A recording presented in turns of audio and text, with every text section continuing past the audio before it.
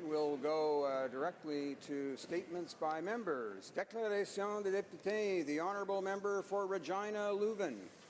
Mr. Speaker, 86 years ago this month, the Parliamentary Caucus of a new political party was formed. The Cooperative Commonwealth Federation went on to adopt its policy manifesto in Regina. The CCF was a farmer-labor coalition. A current issue that engages farm and labor interests is the elimination of the Saskatchewan Transportation Company. It provided good unionized jobs for bus operators, as well as a needed service for rural communities. In a member's statement a year ago, I warned that the rushed elimination of STC violated the Canada Labour Code's notice provisions.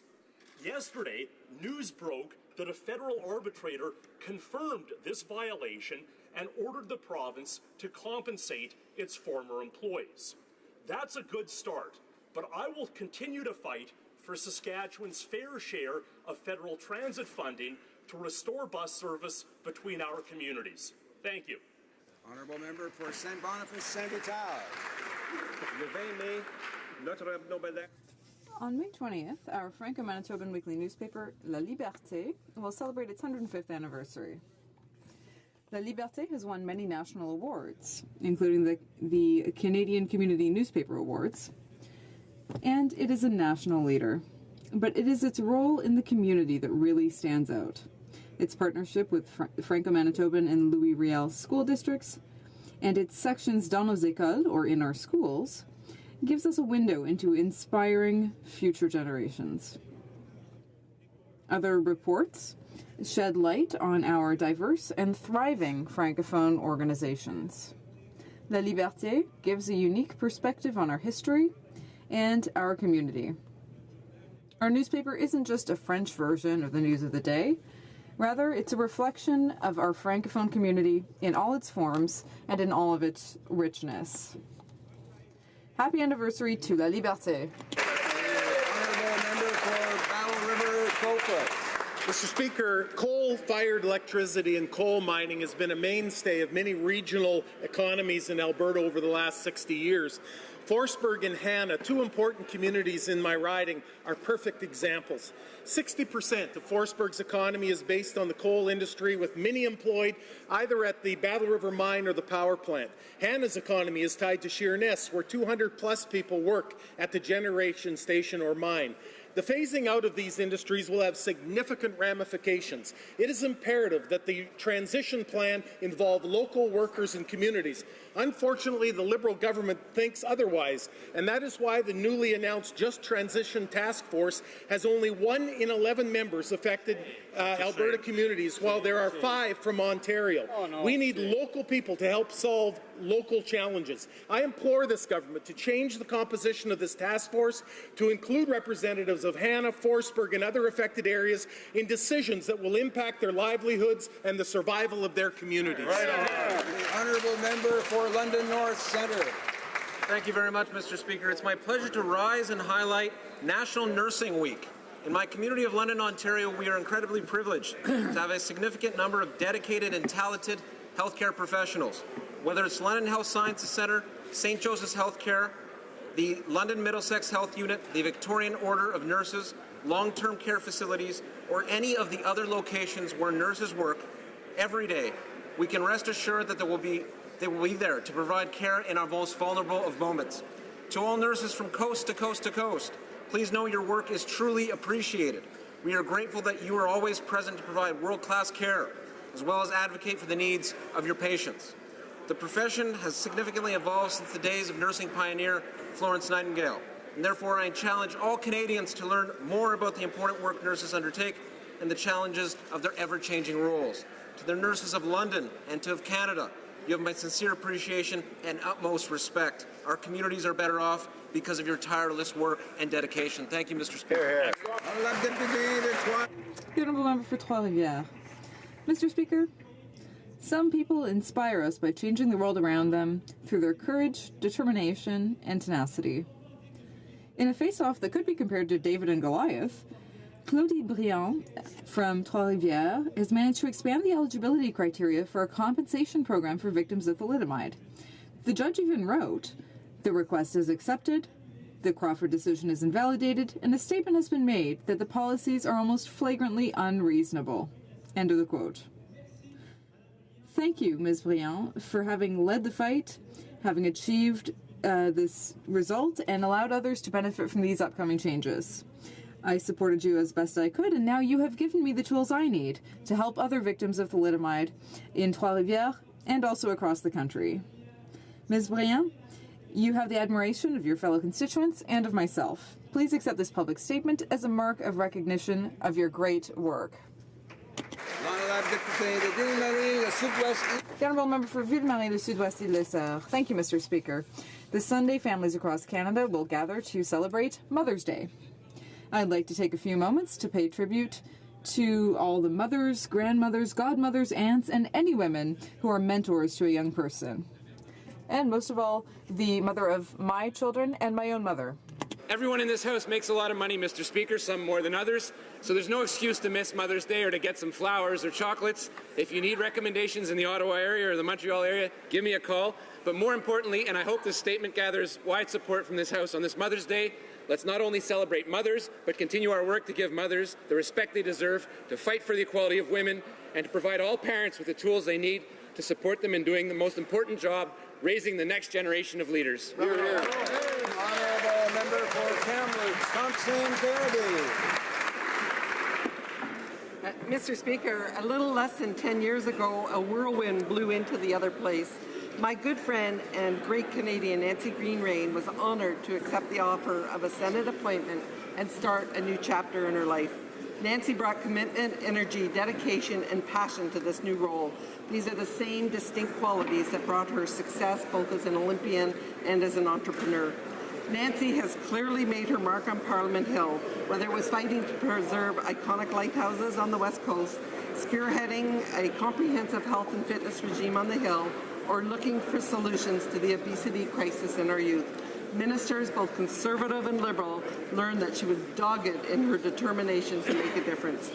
It is hard to believe that she's moving on to her next adventure, and I would like to ask the House to join me in thanking her for all she continues to give to Canada. We will miss her. Hear, hear. The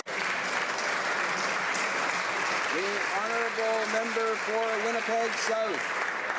Mr. Speaker, this Saturday marks the 148th birthday of Canada's Keystone Province, Manitoba.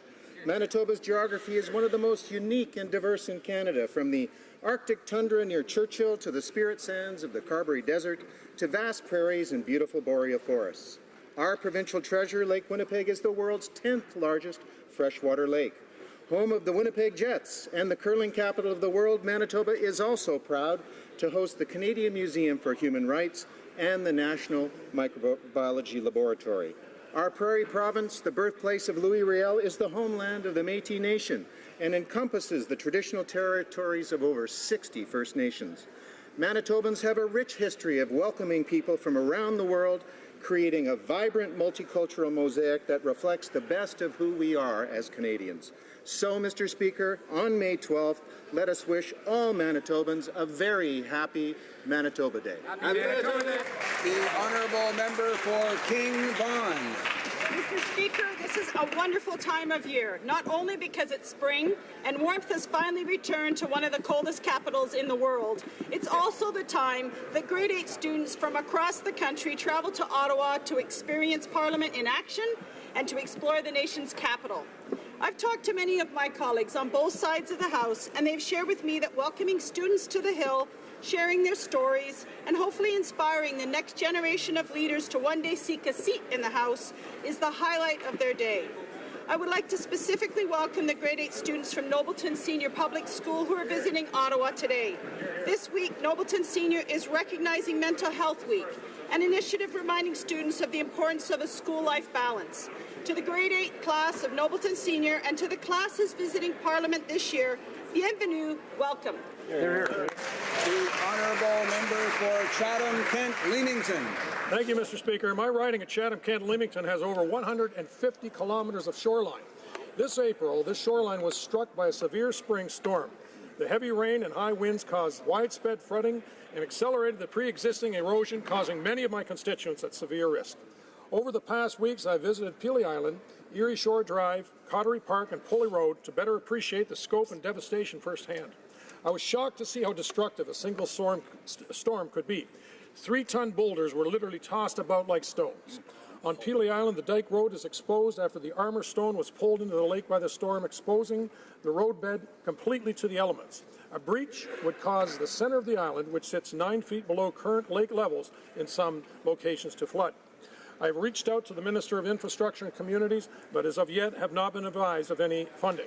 Mr. Speaker, my constituents have a hard time understanding how this government can spend $6 million to build a temporary ice rink, but has no money for their safety and the protection of their property. Good point. Here. Honourable member for Vaughan Woodbridge. Mr. Speaker, on a recent trip to Halifax, I had the honour of visiting Pier 21, the same place that 60 years earlier my mother and her family first touched ground in Canada. At just 19 years old, Vincenza Amante arrived at Pier 21 after travelling some 6,000 kilometres by land and sea. My mother left behind the warm familiarities of southern Italy to start a new life in northern British Columbia.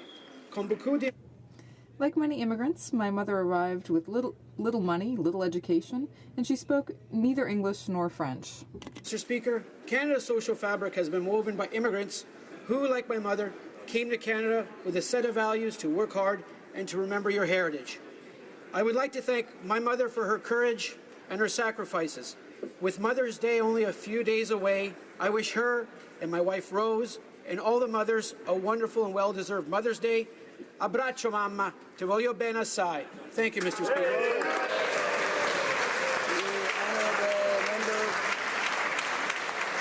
The honourable member for Fleetwood Port Kells. Mr. Speaker, on May 16th, at the first sight of the crescent moon, our Muslim community will begin the month-long observance of Ramadan, marking the first revelation of the Quran to Muhammad.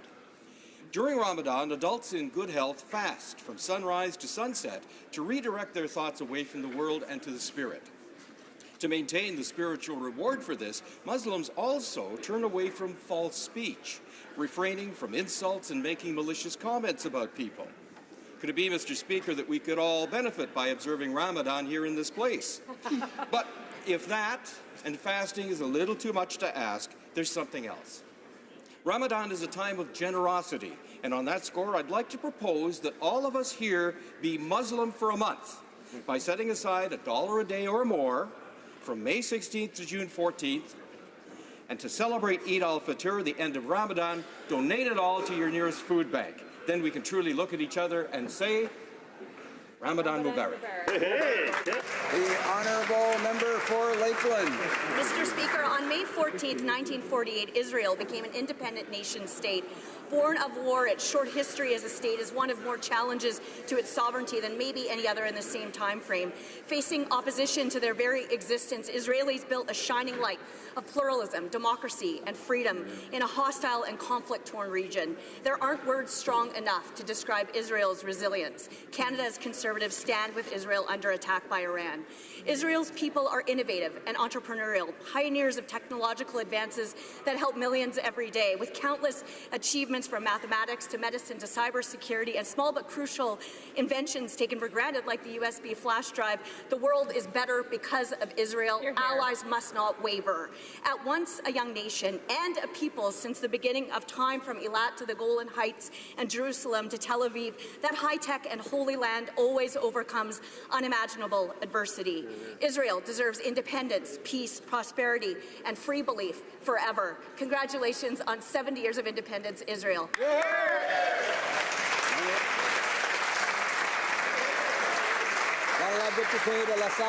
The honourable member for La Sarre, Émard Verdun. Mr. Speaker, on June 30th, 2017, the Governor-General of Canada announced 99 new Order of Canada appointments. These included my friend, Marguerite Mendel. As her appointment ceremony unfolds this morning, I would like to take the time to pay tribute to her.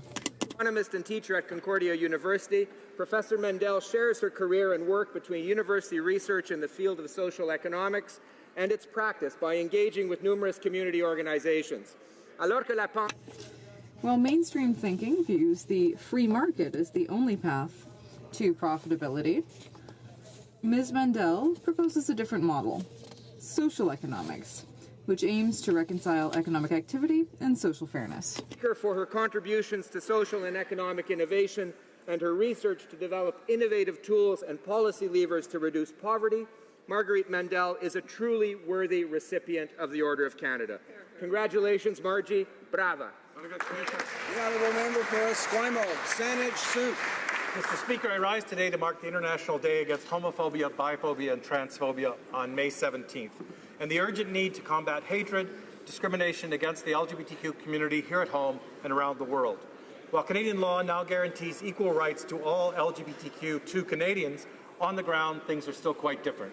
Trans rights guaranteed in Bill C-16 still haven't been fully implemented. The gay blood ban remains in place. Discrimination and violence remain all too common. In 113 countries, members of my community have no legal protection from discrimination. In over 77 countries, we face lengthy prison sentences, violence, and even death because of who we are or who we love. Indonesia is now considering criminalizing the LGBT community, the largest rollback of gay rights in history. Today, I call on the government to speak up more forcefully on the world stage for the universal values of equality, inclusion, and respect. I call on all members of Parliament to work together towards the elimination of all forms of homophobia, biphobia, and transphobia. Hear, hear. The honourable member for Lethbridge.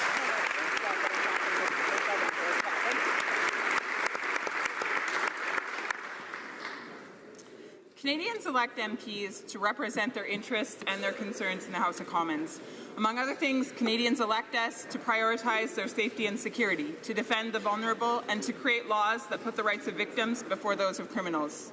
Which is why it's extremely alarming to those of us on this side of the House to see the Prime Minister pandering to criminals rather than protecting victims. Bill C-75 reduces penalties for a long list of very serious crimes, including participating in a terrorist group, trafficking women and girls, committing violence against a clergy member, murdering a child within 1 year of birth, abducting a child, forcing marriage, advocating for genocide, and participating in organized crime. Mr. Speaker, Conservatives believe the safety of Canadians should be the #1 priority of every government, and we will continue to speak up and speak out for those who are affected. We believe that the values portrayed within C-75 are both deceptive and damaging, and we will continue to advocate on behalf of Canadians. The honourable member for Pickering Uxbridge. Mr. Speaker, our Liberal government will always stand up for women's rights, regardless of what the Conservatives think or say. Yesterday in the House of Commons, the Conservative member for Provencher shouted that a woman's right to choose is not a right. Shame. Women and women alone have the right to choose what they do with their bodies. This is the foundation of gender equality. Hear, hear, hear, hear. It has been 30 years since the Supreme Court of Canada affirmed a woman's right to choose. It's time for the Conservative Party to recognize that. Our government unequivocally supports women's rights to decide what to do with their bodies, and we are always going to stand up for that right. Why won't the Conservatives stand up for the right to choose? Hear, hear, hear.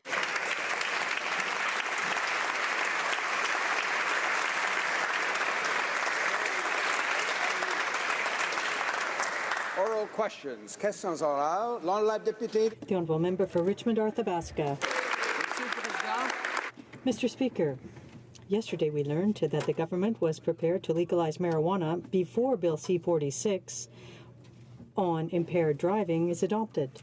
And that despite the advice of experts, doctors, provinces, police officers. The Prime Minister is endangering public safety in Canada. My question for the Prime Minister is simple.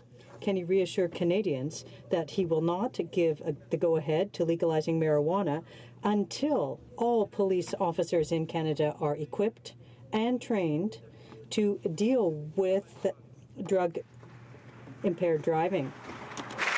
The Honourable Minister. Yesterday, the member for Provencher said that the right for a woman to choose is not a right. The member from Provencher stated that a woman's right to choose is not a right. The Supreme Court upheld this right more than 30 years ago today. These comments serve to take women's rights backwards. Will the Leader of the Opposition please denounce the comments from his caucus and clearly voice his support right now for a woman's right to choose? Will the Leader of the Opposition denounce the comments of his caucus and support a woman's right to choose. The Honourable Member. Thank you, Mr. Speaker. The comments were made outside of this House, and I'll come back to this question period. Following legalization, deadly accidents caused by drivers who used marijuana doubled in Washington, tripled in Colorado. That is a very serious issue that we need to consider here in this House, Mr. Speaker. We're talking about human lives. Can the Prime Minister give his word that legalization will not proceed until all police officers in Canada are equipped and trained to deal with this plague? The Honourable Minister of the Environment. Disappointing that the party opposite still believes that women's rights are not human rights. Yesterday, this belief was on full display when the member from Provencher claimed that the women's right to choose is not a right. Will the member opposite please stand up for women everywhere and make it clear that women's right to choose is clearly a right? The Honourable Member for Richmond Arthabaska. Mr. Speaker, the facts are clear. Following legalization of marijuana, deadly accidents. Well, here, in fact, is what was contained in the report by the Police Association of Police Chiefs. Drug-impaired driving is a top concern for police in Canada. The problem already exists and will become even worse with legalization. So for the third time, I will repeat my question, and I hope that the Prime Minister will have the courage to stand up and answer. Will he ensure that all police officers in Canada will be equipped and trained to counter The Honourable Minister of Health. Thank you, Mr. Speaker. The previous government's approach to cannabis didn't work. It enabled criminals to move ahead. We respect the work done by the Senate, and we are eager to consider the report that will come from them. The government will continue to collaborate with its partners to ensure that the transition will take place. Norfolk. Well, Mr. Speaker, yesterday the Liberals said that they would legalize marijuana without having drug-impaired driving laws in effect. So, Mr. Speaker, with the inability for a roadside test for cannabis use, can the Minister please inform this House just how this Liberal government intends to keep Canadians safe on our roads? The Honourable Minister of Public Safety. Mr. Speaker, the problem of drug-impaired driving exists today. It's not a problem that will spring to life next week or next month or next year. It exists today. That's why it is so very important to pass Bill C-46. I'm glad to hear the official opposition is now fully in support of Bill C-46, and I hope they will join us in encouraging the Senate to deal with it expeditiously. Honourable Member for Haldeman from Norfolk. Well, Mr. Speaker, obviously there's no plan, but really that's no surprise. And while the Liberals have made it clear that they want to have pot legalized by the summer, the Minister for Justice has always said that when marijuana is legalized, there would be laws to protect Canadians on the roads. That's why they're bringing in new ones. So why won't the Minister delay the legalization of pot until these protections are in place? The Honourable Minister of Public Safety. Mr. Speaker, the Criminal Code already has provisions to deal with drug-impaired driving. Those provisions have been in the law for many years. What we are trying to do is to enhance and strengthen those provisions with what we're adding in Bill C-46. New offences, new technology, and new procedures to add to what is already in the Criminal Code. So again, I thank the opposition for officially endorsing Bill C-46, and we're anxious for them to join with us in encouraging the Senate to pass it promptly. The Honourable Member for Berthier-Masquet-Angers. Mr. Speaker, the Kinder Morgan saga is getting more interesting. Not only are shareholders asking for more information on environmental standards, we've discovered that Kinder Morgan had direct access to the Prime Minister and the Minister of Natural Resources to advance the project. What a surprise, Mr. Speaker.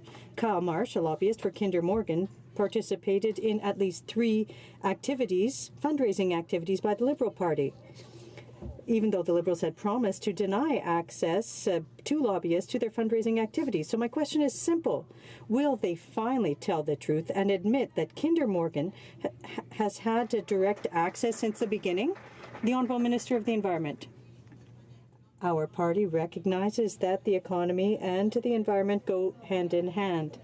This is an important part for Canada. The Conservatives didn't acknowledge that the environment was important, and the NDP does not acknowledge how important the economy is. We know that the two go together. We focus on that every day. We are protecting the environment and ensuring that our natural resources get to market. The Honourable Member for Berthier-Masquet-Angers. Mr. Speaker, money and the economy go together. I don't think the Liberals understand just how serious this is for public confidence. Is that the price to pay to buy the attention of the Prime Minister and his government? Donations, fundraising dinners, is that what companies have to pay to get favors from this Liberal government? How can people have confidence in the government? How can the Prime Minister explain the difference between what he says and what he actually does? The Honourable Minister of Transport. Mr. Speaker, unfortunately, the NDP has never understood that the environment and the economy go together. This project is important. It is in the national interest. Now, when I say it's in the national interest, I mean that it's in the interest of the entire country, not just Alberta and BC, but the entire country. We acknowledge that it is an important project, and we are going to proceed by ensuring that the 157 conditions attached to the project are complied with. Skeena of Oakley Valley. Anyone remember the Liberal promise to end the cash for access fiasco? The minister said at the time it's always possible to raise the bar. No kidding. The only question in this game of Liberal ethical limbo is how low will they go? It turns out after banning lobbyists from attending Liberal fundraisers, lobbyists from Kinder Morgan attended 3 Liberal fundraisers for the Prime Minister and Finance Minister. Now, why would the Liberals take a bunch of money from a Kinder Morgan lobbyist, and how can they expect Canadians not to believe this is simply buying access to the Liberal Party? The Honourable Minister of the Environment. Mr. Speaker, our party understands that the environment and the economy go together. We understand that the TMX project is a good project. There are 157 conditions attached to this project. We're also taking serious action on climate change. We get it. Unfortunately, we have one party that doesn't understand how important the environment is, the Conservative Party, but another party who doesn't understand how important the economy is. They go together, and we're going to continue going forward. Honourable Member for Skeena of Oakley Valley. The only thing Liberals understand is how access and cash go hand in hand. From the very start, all right-thinking people understood that the review of this pipeline was a cruel joke. Everyone except the Liberals, of course, who broke their promise to redo the process. Kinder Morgan shareholders passed a motion about First Nations rights and concerns about the environment, and that these concerns are, quote, raising questions about the progress and prospects of the long-term viability, taking money from Kinder Morgan lobbyists, breaking their promises on the environment. How bad has it gotten for Liberals that Kinder Morgan shareholders are more concerned about First Nations rights, the environment, than the Liberal government who swore to uphold them? The Honourable Minister of the Environment. This project went through a full review. It was actually, we added additional consultations with Indigenous peoples. More than 40 Indigenous communities have signed impact benefit agreements with the proponent, and there are 157 conditions attached. We understand that this project is an important project, that it needs to go ahead. And it's interesting that we have the NDP party in Alberta who is working very hard on this project. It was supported by the previous government in British Columbia. We need to provide certainty to the market, and this project will go ahead. The Honourable Member for Lakeland. Mr. Speaker, I'd like to invite the Minister of Environment to apologize for repeatedly asking the official opposition leader to stand and answer questions. Today, he is attending the funeral of one of our longtime colleagues and a friend to so many on all sides of this House, Gord Brown. I hope she'll apologize. The Honourable Minister of the Environment. Minister of the Environment.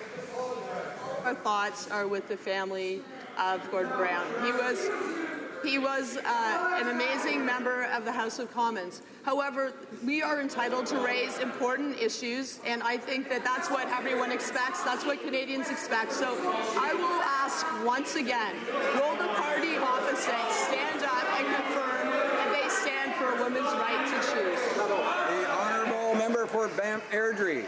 Well, that's pathetic to not apologize, Mr. Speaker. Now, the Prime Minister has infamously stated that he admires China's dictatorship, and that's quite evident in how he operates. Every time he faces opposition, whether it's in this House or from Canadians, he takes away the tools that opposition parties have to hold him to account. And now he's proposing to limit how and when political parties can spend money that Canadians have freely contributed to support them.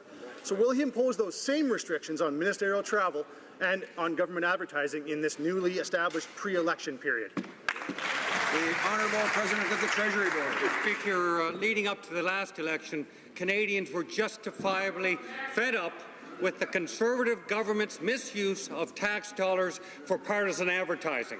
That is why we moved quickly in 2016 with our new advertising policy to ban partisan government ads and establish third-party oversights. We also banned government advertising in the 90 days that precede a fixed election and for any government program that has yet to be approved by Parliament. By focusing government advertising on Canadians' needs instead of partisan objectives, we've been able to cut the government's advertising budget by almost half, Mr. Speaker. We will continue to serve the taxpayers of Canada and be transparent. The honourable member for Banff Airdrie. Well, I guess we'll take that as a no, so I guess we'll try another topic, because clearly he doesn't want to try and deal with the actual problem here. So getting young people over 18 out to vote, Mr. Speaker, is a thing that everyone in this House agrees is a good thing. But what isn't right is invading the privacy of children. The Prime Minister's new law will establish a future register of electors for children between the ages of 14 and 17. And yesterday, the Prime Minister disagreed with us when we raised this concern about political parties targeting children. So again, I ask, will the Prime Minister commit that information about children will not be distributed to political parties or political candidates? The Honourable Minister for Democratic Institutions. To the member's opening comments, we dealt with the problem in the last election. We defeated the Harper Conservatives. But beyond that, Mr. Speaker, the Conservatives need to understand that, in fact, what we're doing with the future voter registry is engaging more young Canadians in the political process such that they can develop their citizenship and be ready to participate in Canada's electoral system fully. And I can confirm for the member across there that as a current practice, only the list of eligible voters will be shared with parties and candidates. The honourable member for Louis Saint-Laurent. Mr. Speaker, when it comes to electoral reform, the Liberal government and the Prime Minister have no credibility because they reneged on their promises. They did so, and now they want to create a register of electors for children and teenagers aged 14, 15, 16, and 17. So this is a very serious issue, Mr. Speaker. Can the Prime Minister guarantee Canadians that this registry will not be made accessible to political parties so that they can have information this information on teenagers in Canada? The Honourable Minister. As I said, Mr. Speaker, the practice today will continue. Only the list of actual electors will be shared with political parties. That will not be affected by the establishment of a youth voting a youth future voting registry, the objective of which is to encourage more young Canadians to participate in the process. The Honourable Member for Louis Saint-Laurent.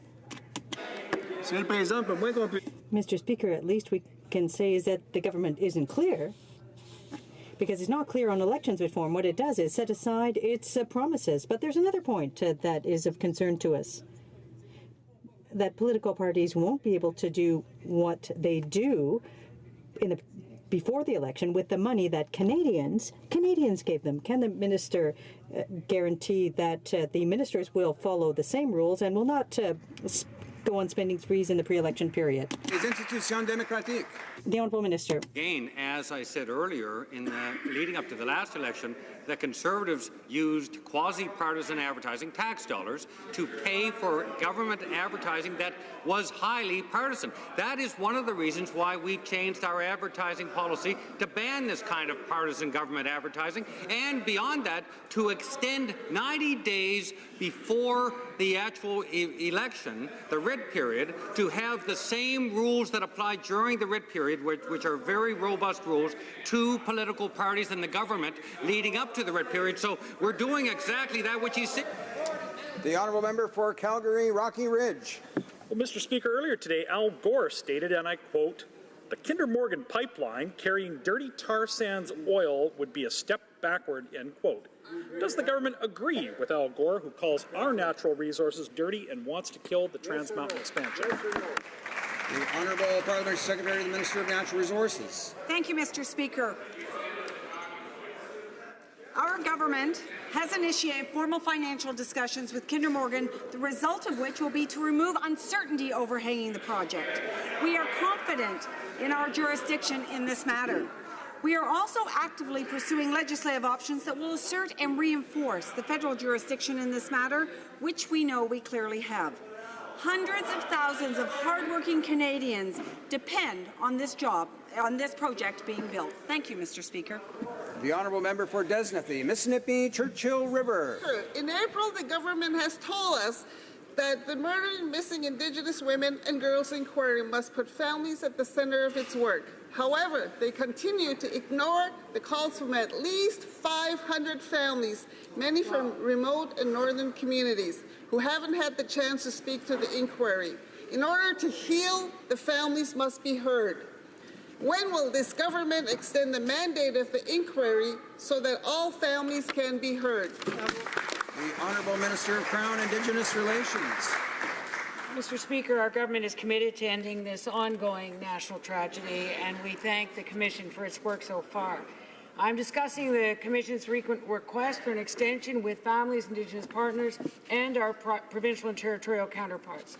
The Independent Commission's mandate is clear. Families must be at the centre of their work. The families of these women and girls need answers. They need to be heard to the systemic and institutional failures that lead to the murder of far too many Indigenous women and girls. The honourable member for Abitibi, Bay James, Nunavik, and you. Monsieur le Président. Mr. Speaker, the Union of British Columbia Indian Chiefs pulled out of the inquiry on murdered and missing Indigenous women and girls. They've deemed the report incomplete and stated that the process would not allow for a rigorous examination of the systems that contribute to violence against Indigenous women and girls. This is extremely serious, Mr. Speaker.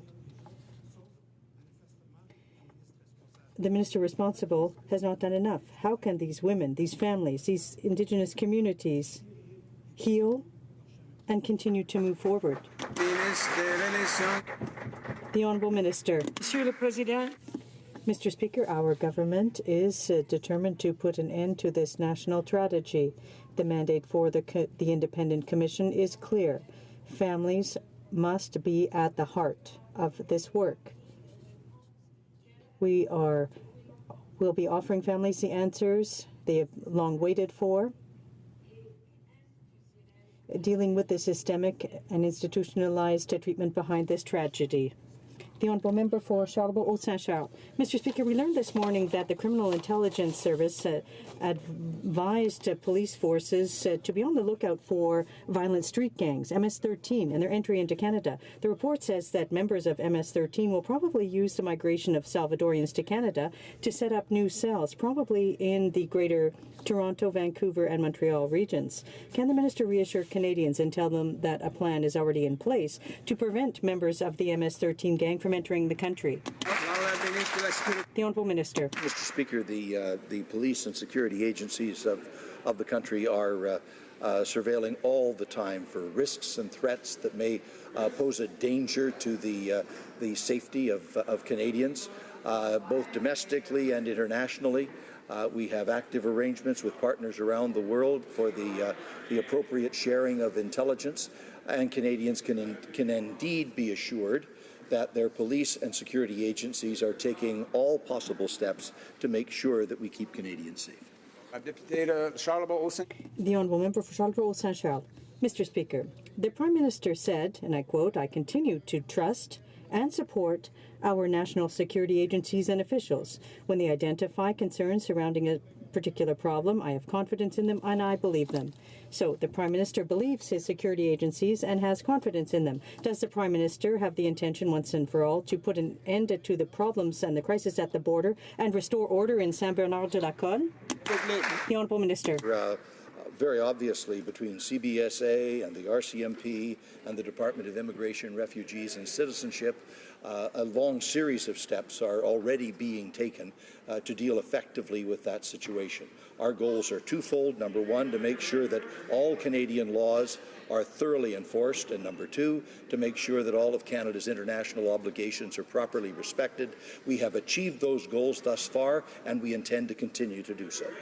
Honourable Member for Calgary Nose Hill. Well, Mr. Speaker, the Criminal Intelligence Service of Canada calls the MS-13 gang one of the largest and most organized violent crime groups in the world, and notes that the group exploits migration patterns to set up new cells. And I would consider 50,000 people illegally crossing the border this year from the United States a migration pattern. So my question is very simple. When will the Prime Minister close the loophole in the Safe Third Country Agreement? The Honourable Parliament Secretary, the Minister of Citizenship. Thank you, Mr. Speaker. And once again, Canada is an open country that helps people in need of protection, but our government once again is determined to ensure that immigration is in order and protects our immigration system and Canadians. In recent weeks, we have seen ideas put forth by parties calling or showing that they don't understand the situation or the agreement.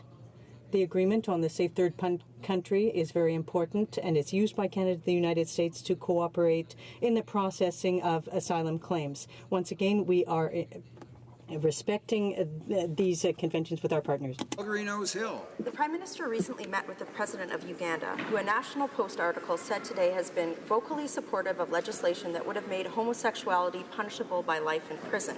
The article also said that our Prime Minister did not raise this issue in his meeting, even though previous Canadian governments have been publicly critical of this law. The Citizenship and Immigration Committee is about to travel to Uganda.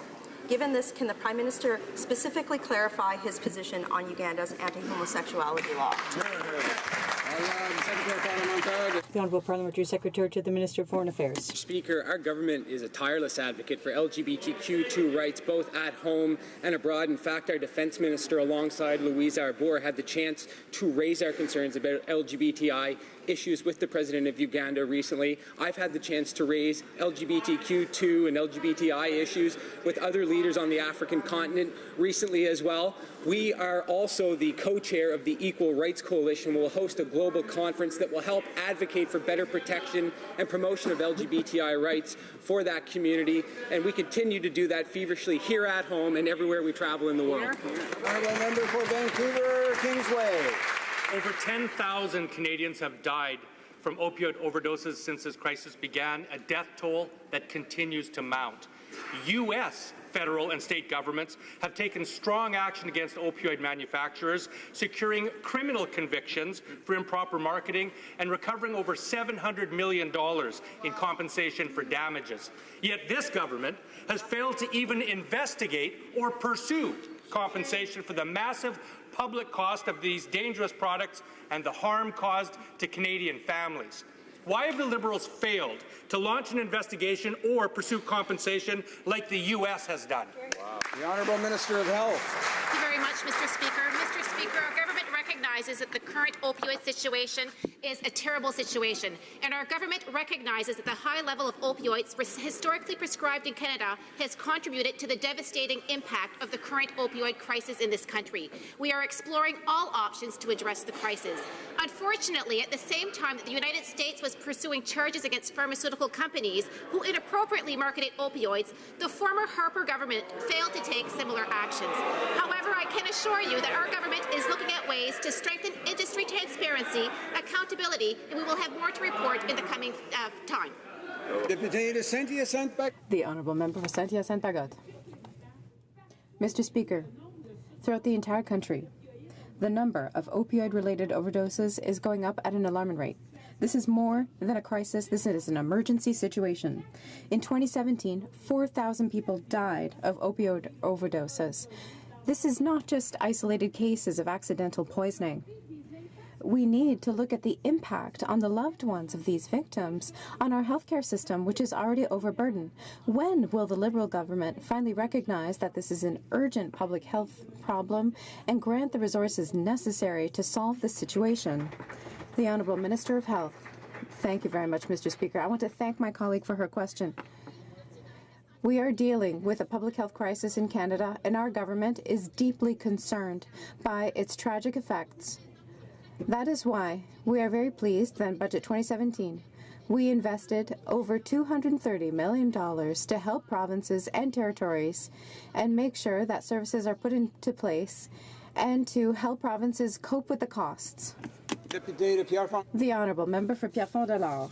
Mr. Speaker, we know that science, technology, engineering, and math play an important role in the future of the Canadian economy. We also know that children are born curious. It's very important to encourage them to follow this path. We must make sure that our children have the opportunity to see the exciting aspects of science. Can the Minister of Science inform this House of efforts being made by our government to promote science among the country's young Canadians? The Honourable Minister of Science. Mr. Speaker, I wish to thank the member for Pierrefonds-Dollard for promoting science throughout Canada.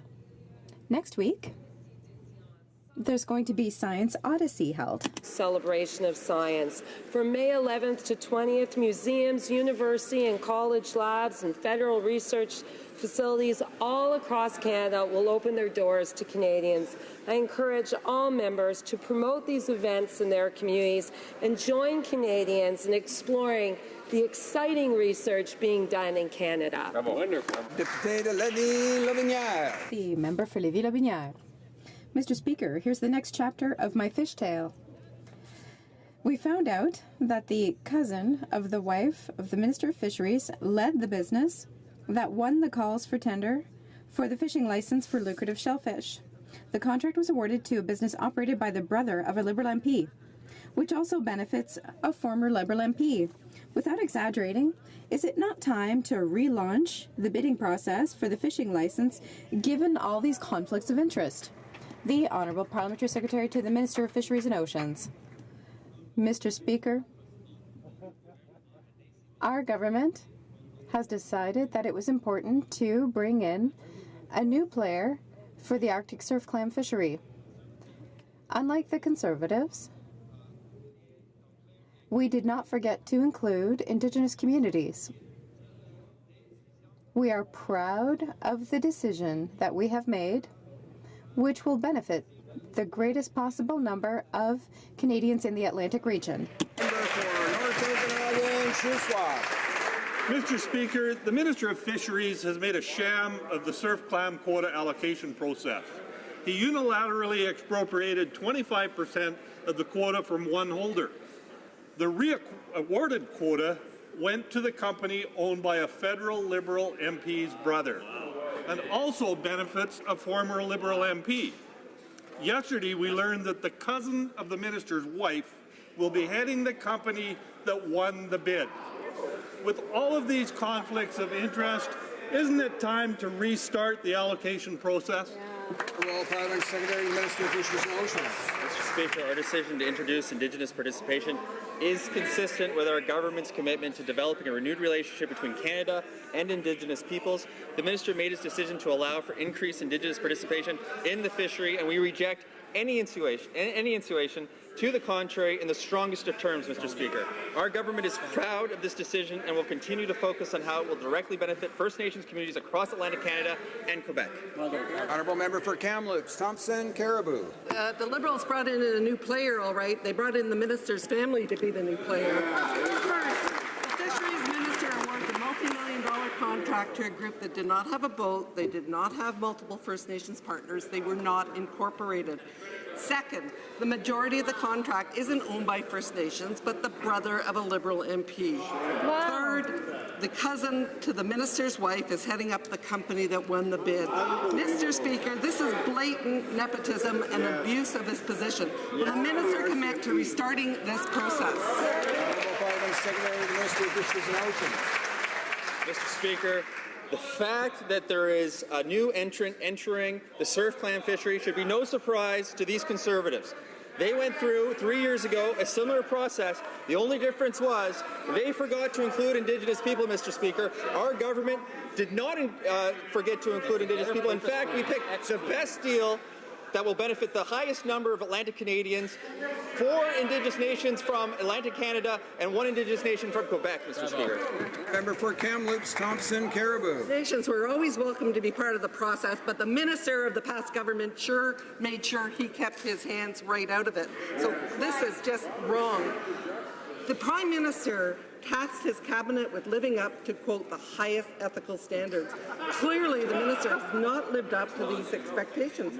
He's failed Indigenous communities, he's failing Canadians, and he's failed the people of the Grand Banks. It's time for the minister to acknowledge that it was an inside job, it's a sham, and we would like to hear him stand up today and commit to restarting this process. The Honourable Parliament Secretary. Mr. Speaker, our decision to increase Indigenous participation in fishing is consistent with our government's commitment to developing a renewed relationship with Canada and Indigenous peoples. Enhancing access to the Arctic surf clam fishery broadens the distribution of benefits from this public resource and is a powerful step towards reconciliation. When the previous government went through a very similar public process to access this fishery, they forgot to include Indigenous people. Mr. Speaker, we did not. Member for Saskatoon West. Order. Mr. Speaker, next week marks the International Day Against Homophobia, Biphobia and Transphobia. Once again, the government issued statements of concern, but we see little or no action to back up these concerns. The Liberals promised in the last election to remove the 5-year ban on men who have sex with men from donating blood, but instead reduced it to 1 year. With no evidence to support the ban and a severe shortage of blood and organs in our health system, will the government now end the gay blood ban and eliminate this form of homophobia? The Honourable Minister of Health. Thank you very much, Mr. Speaker. Mr. Speaker, Canada's blood system is recognized internationally as one of the safest in the world and is committed to protecting the safety and security of that supply.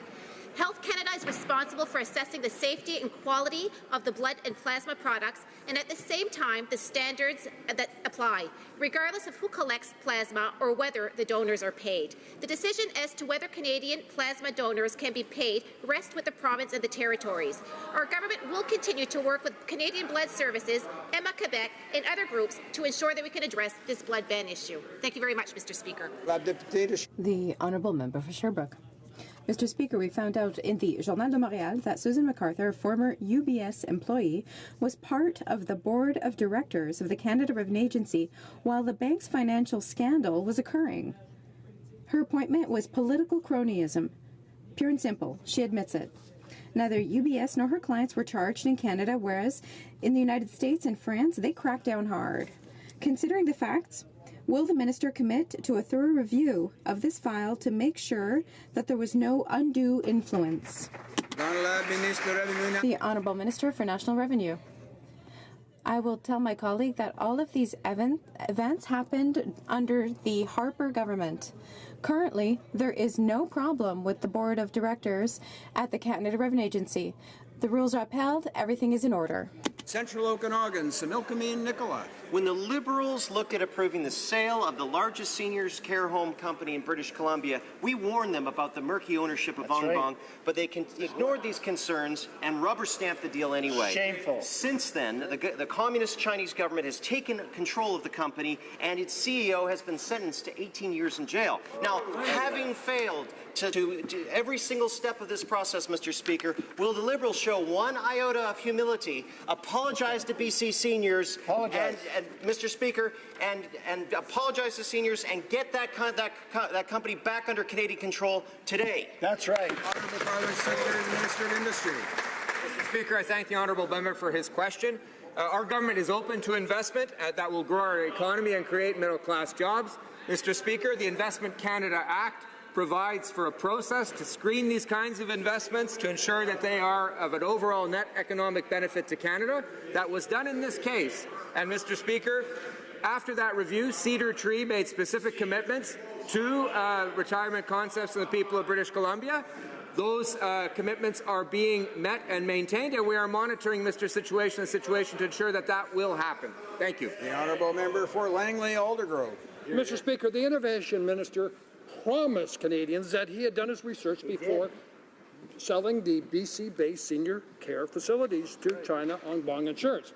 Now we've learned that the company has been seized by the Communist Chinese government and that the founder has been sent to prison for 18 years. The Liberals never should have approved this sale, which allows these Canadian properties to be controlled by Beijing. Why did the minister refuse to listen to our warnings? And what is he going to do to get these properties back into Canadian hands? Honourable Parliament Secretary, the Minister of Industry and Science.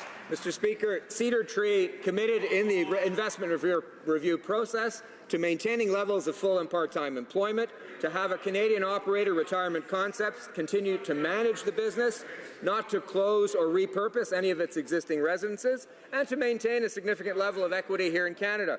These commitments are being met, Mr. Speaker, and they are legally binding. The retirement residences remain subject to full provincial regulation, which the Canadian operator must continue to meet or exceed. All of these conditions are continuing to be met, Mr. Speaker, and we continue to monitor the situation. Member for Abbotsford. Well, last year we warned the Liberals against allowing Anbang to buy BC's biggest seniors care provider. We know how that played out. The chairman is now in jail for 18 years. But it gets worse. Now Communist China has proposed a takeover of Aecon, an iconic Canadian company. This has raised serious concerns from security experts and the construction industry. This is a terrible deal for Canada and a threat to our sovereignty and security. How can Canadians trust this Prime Minister to make the right decision on Aecon when he failed so miserably with Anbang? Honourable Parliament Secretary, the Minister of Innovation and Science. Mr. Speaker, as I've just stated, our government welcomes international investment that will benefit the Canadian economy, but not, Mr. Speaker, at the expense of national security. The Investment Canada Act includes a multi-step national security review process, which we follow. That rigorous consultation process has been undertaken by our government's national security agencies, and we can confirm that a cabinet order has been issued in that case. We'll continue, Mr. Speaker, to do our due diligence to make sure that these investments will benefit Canada, and we will never compromise, Mr. Speaker, our national security. The honourable member for Winnipeg Centre. Mr. Speaker, we know immense gaps remain in health outcomes between Indigenous and non-Indigenous Canadians. This is particularly true in urban areas like Winnipeg. We also know that one of the most stark needs in Indigenous communities is the area of mental health, especially when it comes to our youth.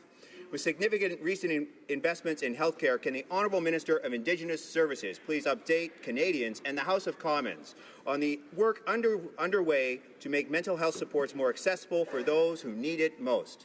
The Honourable Minister of Indigenous Services. I want to thank the member from Winnipeg Centre for this important question. As he points out, the challenges that Indigenous peoples face in terms of mental wellness are complex and deep-rooted.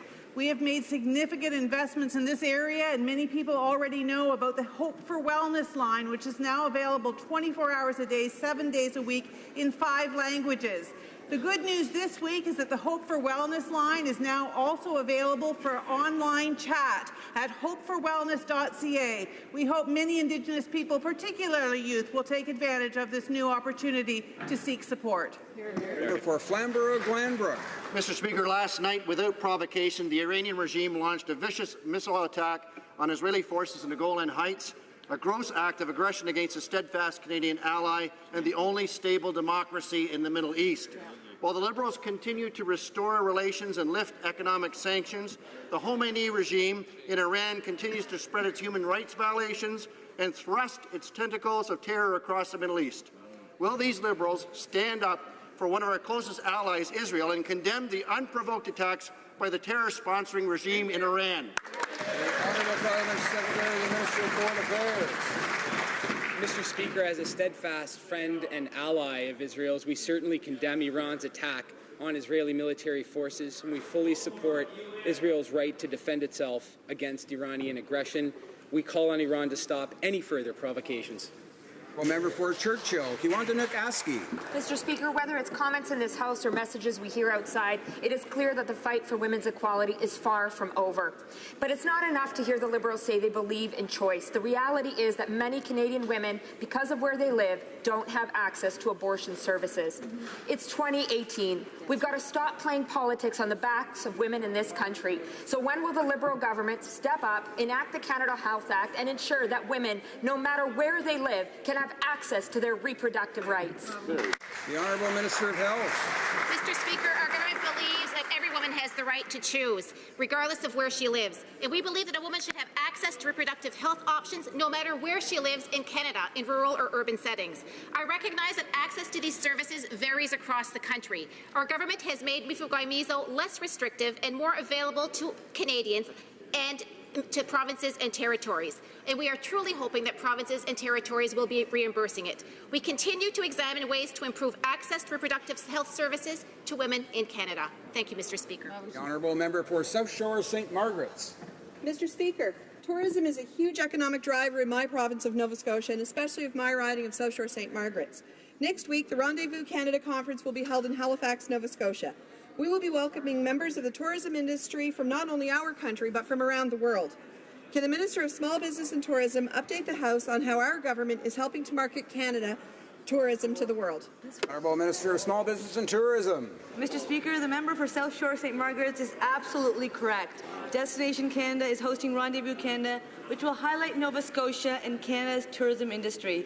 Budget 2017 made available $37.5 million for 5 years, stabilizing Destination Canada's budget at $95.5 million. Destination Canada markets our unique tourism experiences to the world, and we are seeing results. Last year, Canada welcomed 20.8 million visitors, and the tourism industry, which supports 1.8 million Canadian jobs, generated a record of $97.4 billion in revenue. Thank you, Mr. Speaker.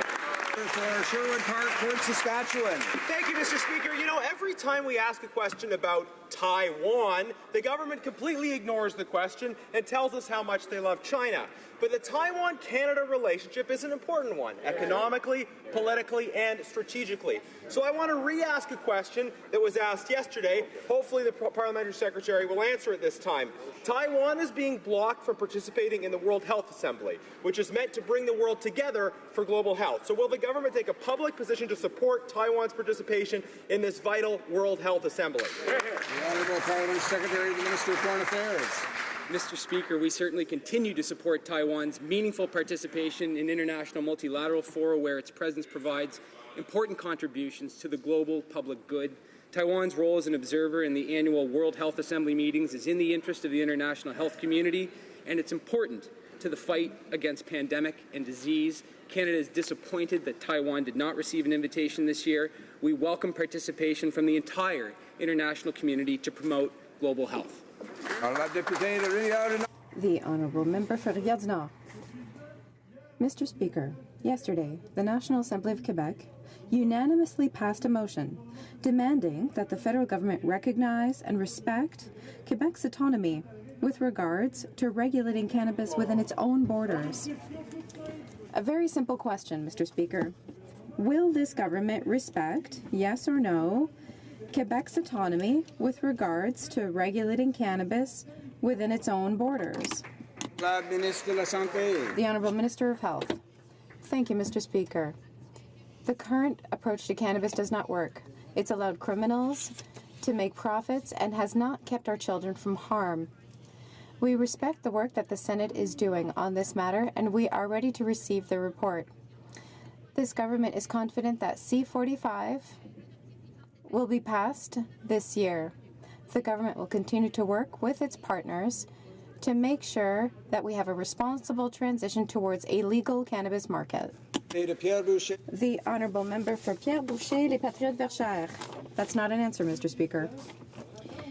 Mr. Speaker, we found out today that the Canada Revenue Agency decided to refuse the IRAI registered charity status because it has a political purpose. The CRA has already granted this status to the federal idea, which educates us about the noble virtues of federalism. And what a surprise, the vast majority of its board of directors are donors to the Liberal Party. Can the Minister of Revenue assure us that the refusal to grant status to the IRAI is not a political order? The Honourable Minister of National Revenue.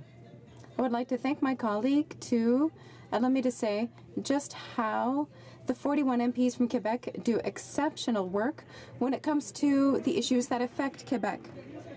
41 Liberal MPs who are able to act and can talk about action and concrete investments in infrastructure, in housing, in research and development for the most far-flung regions. Small craft harbors, broadband. Quebec can be proud of its 41 MPs from Quebec.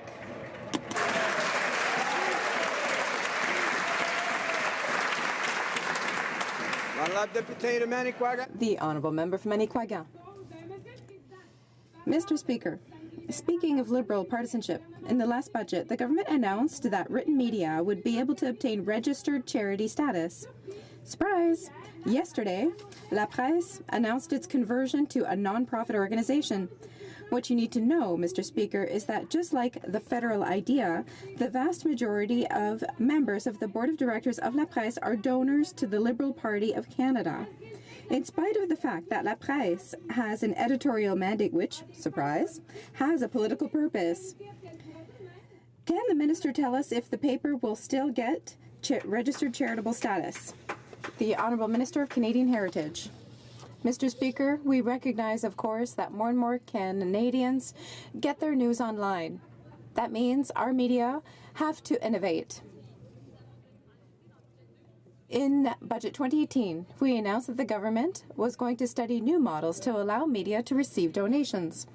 The budget also announced $50 million to support journalism in communities that are not being well served and $14 million for local newspapers and radio in official language minority communities.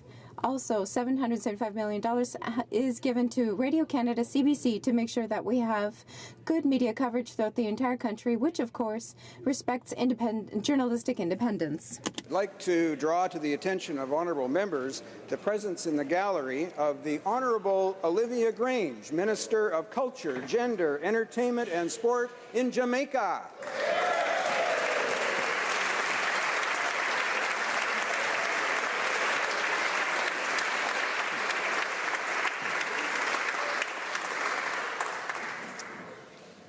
And it's time for the usual Thursday question, and we'll ask the honourable member for Perth Wellington.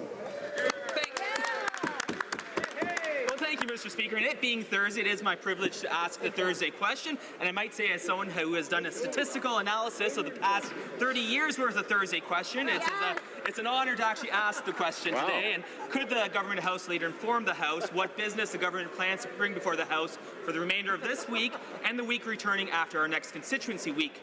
And having the Leader of the Opposition having designated the Departments of Finance and Citizenship and Immigration as to be consideration in the Committee of the Whole, could she inform the House when those two dates for those Committee of the Wholes will be scheduled? Thank you, Mr. Speaker. The Honourable Government House Leader. Mr. Speaker, this afternoon we will be beginning debate on Bill C-76, the Elections Act. This debate will continue tomorrow. And after that, we will be benefiting from a week in our constituencies. However, if we receive a message from the Senate this afternoon about Bill C-49, the Transportation Modernization Act, the latter will take precedence. Our return following the constituency week, we will resume debate on Bill C-76 on Tuesday. Wednesday, we will start debate at report stage and third